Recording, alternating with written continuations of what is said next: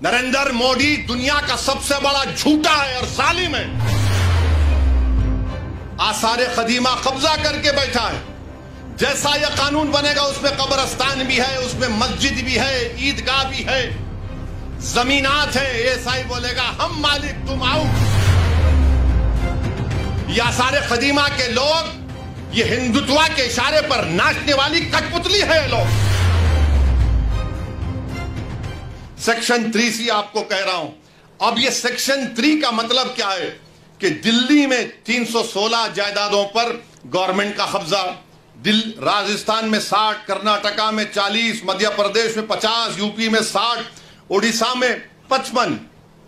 और सच्चर कमेटी में कहा गया कि दिल्ली के जो 123 जायदादें जो हुकूमत नहीं दी मुसलमानों को, 2007 में सच्चर कमेटी में कहा गया कि उसकी कीमत 7,000 करोड़ थी। 7,000 करोड़ कीमत थी उसकी। आज हम 2024 में आ गए। कौन वक्फ को छीन रहा है? नरेंद्र मोदी दुनिया का सबसे बड़ा झूठा है और जालिम है।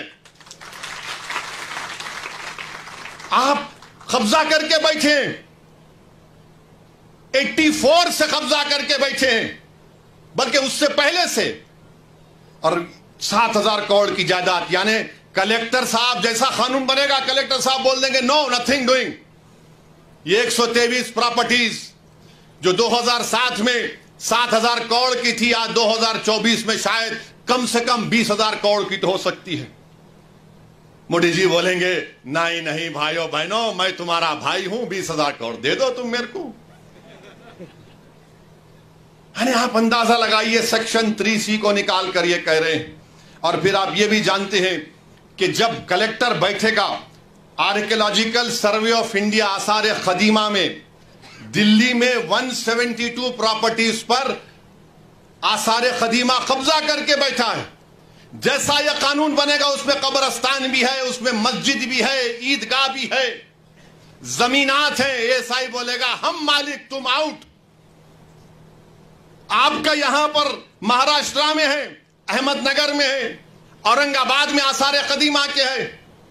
और आसारे कदीमा के लोग बोलते, मोदी की तरफ से बोलते नहीं नहीं हम कैसा बचाएंगे। आसारे कदीमा के कानून में शेड्यूल 6 है, लिविंग मॉन्यूमेंट यानी जिंदा मॉन्यूमेंट है।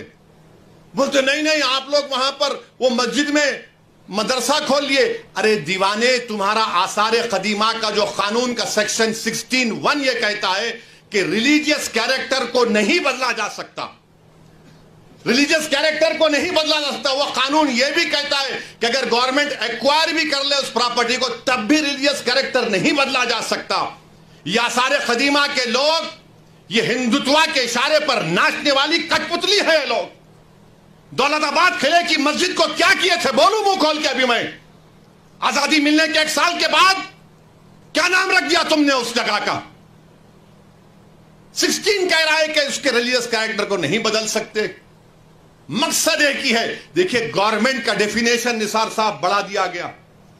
गवर्नमेंट का डेफिनेशन में बढ़ा दिया गया तो ऐसा ही गवर्नमेंट हो गई। और गवर्नमेंट हो गई तो आर्टिकल 12 में आप इंजस्टिस नहीं कर सकते, आप स्टेट हैं। आप आर्टिकल 25, 26 का वायलेशन नहीं कर सकते। मगर यह कानून ऐसे बनाया जा रहा है कि एक तरफ जमीन खींचो, मस्जिदों को छीन लो, दरगाहों को खाली कर दो, खानखाहों को बर्बाद कर दो, और आसारे कदीमा में जितने मसाजिद हैं उसको छीन लिया जाए। और वो रिलीजियस कैरेक्टर मस्जिद है तो मस्जिद में मदरसा है। नहीं आप वहां वजू खाना बना लिए तो मैं कहां जाके वजू करके आऊंगा? मस्जिद है ना, नमाज हो रही है। तो इनका मकसद यही है कि एएसआई के कानून को, एएसआई के जरिए से ये तमाम जायदादें हमसे छीन ली जाए। एएसआई के कानून को सेक्शन 5, सेक्शन 6, सेक्शन 8 आप पढ़िए, आपको मालूम हो जाएगा।